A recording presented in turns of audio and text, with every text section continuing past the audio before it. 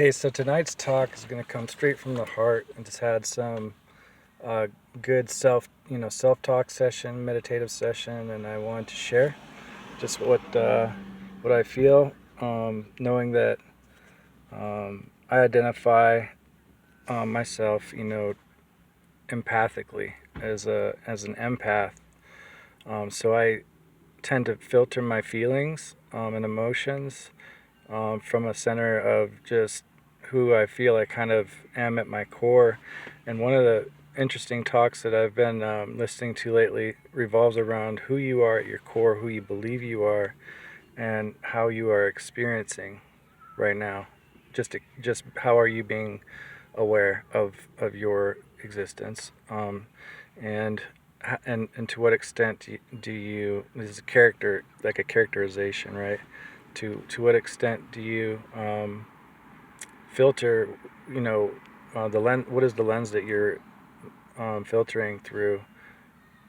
As you sit currently, who you feel you truly are. From an ego standpoint, man, I've identified that usually I know I'm in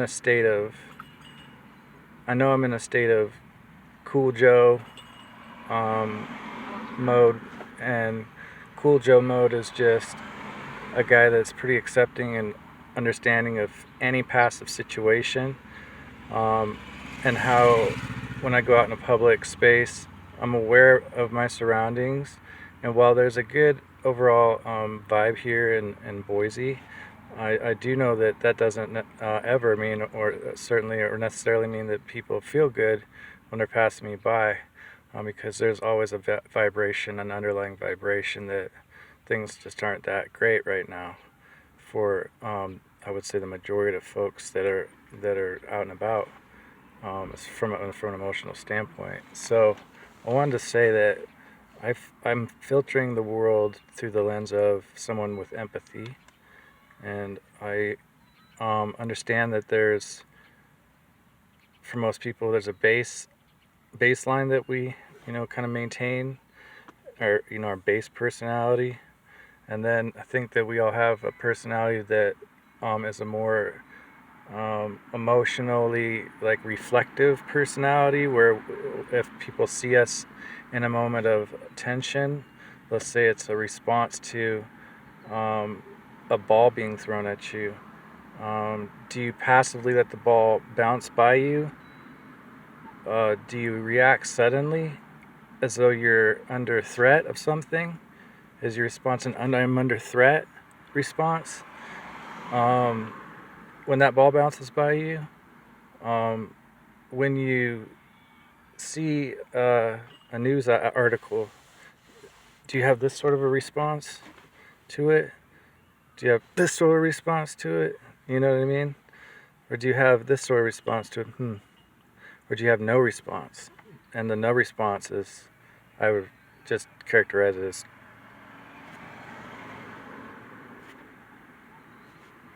and for me, I'm always a mix of the and the response. So if you're either one of those or if you're in one of those responses, just know that the emotion that occurred, if the emotion can be characterized as you feeling negative, then the negativity is actually yours. You owned it. Um, and something inside you created that. So that means that there's an issue of the archetype of our behavior that leads us into an emotional response as a civilian person. If you're a person that made a choice to take an oath and then go and become a cop, cops are interesting folks. They're not all characterized either one way or the other either. Although as a public, we have to actually be conditioned to see them just one kind of way. It's the best um, to see cops as just pure authority from the age of 1 until you die. and it's the best to also see them as a potential threat at all times, because they are a potential threat. They're there to possibly threaten you because they don't know who you are, and they could be looking for someone that's 6'2" and white like me, or they could be looking for someone that's 6'2" and black, like, well, I don't know if he's 6'2", but close to it. My daughter's stepdad, who's one of the darkest black gentlemen you'll ever see. So depending on your fear of shades of black, he's the darkest black, and he's the coolest black. I actually love that guy, and he might laugh at my adventurous adjectives that I just used to describe him, but he's we have relationships that are bond and to me unbreakable. And concerning how I jokingly characterize people like I just did, that's between us, man to man, and not against the white race and the black race. And that's what I'm talking about, people who will use my words I just said and be like, no, you can't go back on that shit, man, because I'm going to say this, and I'm going to attack you, because because I'm an attacker, That guy already has hatred in his heart. It's already settled, right? And he's created an image of anyone that really would look like me and have the sound of my voice and whatever. He's never met me, but he's hoping to see if he can characterize me.